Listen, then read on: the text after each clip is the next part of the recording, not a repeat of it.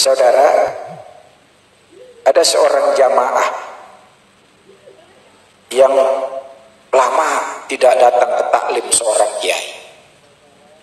Tiba-tiba kemudian saudara, begitu kiainya ini pulang dari taklim, di pertengahan jalan ketemu dengan satu jamaah tersebut. Assalamualaikum. Waalaikumsalam kiai. Gimana kabarnya? Baik kiai, alhamdulillah. Dari mana kiai? Ya, kan ini jadwal rutin kita untuk taklim. Biasa setiap pekan. Oh iya kiai. Loh, kenapa kamu tidak hadir ya barusan tadi? Maaf kiai, saya baru nganter orang tua saya kiai. Keluarga saya sebulan lalu datang ke rumah, nah tadi pulang, akhirnya terpaksa saya nganter keluarga saya kiai. Oh begitu? Iya, saya mohon maaf kiai, saya nggak bisa hadir di taklim kiai.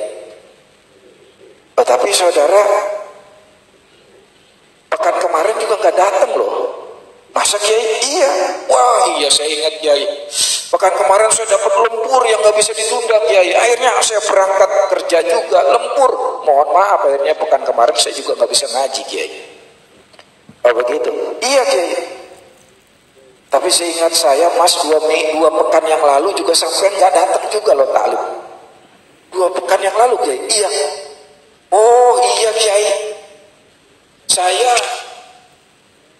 antar anak saya berobat kiai, anak saya sakit kiai, yang paling kecil, waduh badannya demam, panasnya tinggi kiai, aduh saya khawatir, udah saya bawa ada ke rumah sakit anak saya, makanya saya nggak ngaji kiai 3 pekan yang lalu.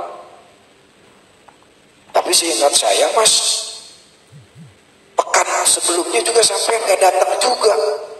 Nah itu dia kiai. Pekan itulah keluarga saya datang, jadi saya jemput keluarga saya.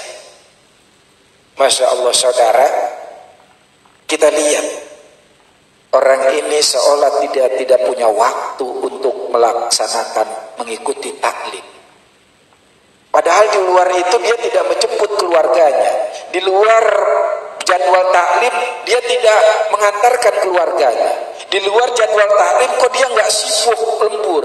Di luar jadwal taklim dia nggak mengantar anaknya untuk ke rumah sakit. Kenapa pas taklim justru ada saja alasan. Inilah saudara pelajaran buat kita. Apapun alasan yang kita cari pasti akan kita temukan itu. Coba deh. Selalu begitu, mau yang baik, yang negatif, yang positif, yang negatif, yang baik, yang buruk, apapun alasan yang kita cari pasti kita temukan. Contoh orang yang susah sekali berhenti ngerokok. Kenapa sih itu susah banget berhenti ngerokok? Ya gimana pak?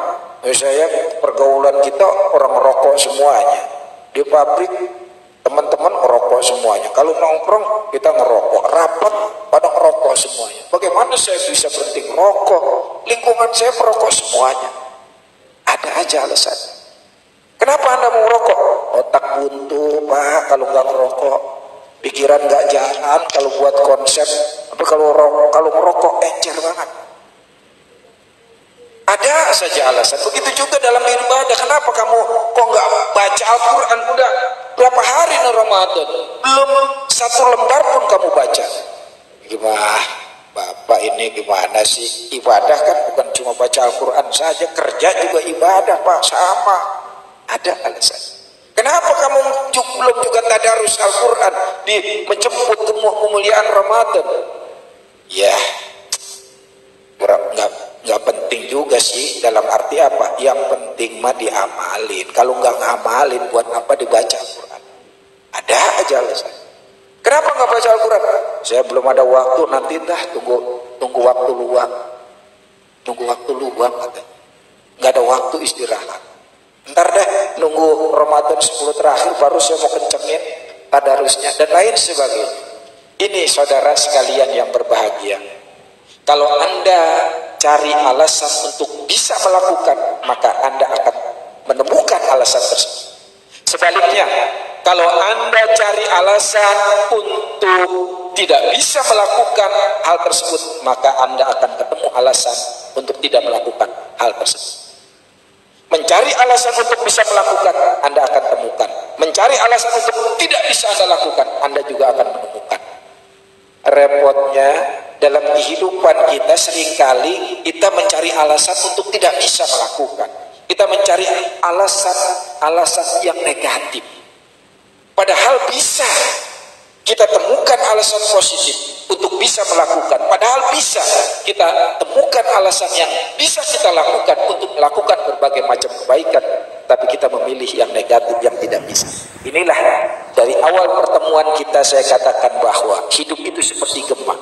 Apa yang kita keluarkan, itulah yang kita terima. Apa yang kita temukan, apa yang kita cari, itulah yang kita temukan. Maka saudara, jagalah pikiran positif kita. Karena pikiran itu akan menjadi kata-kata. Jagalah kata-kata positif kita.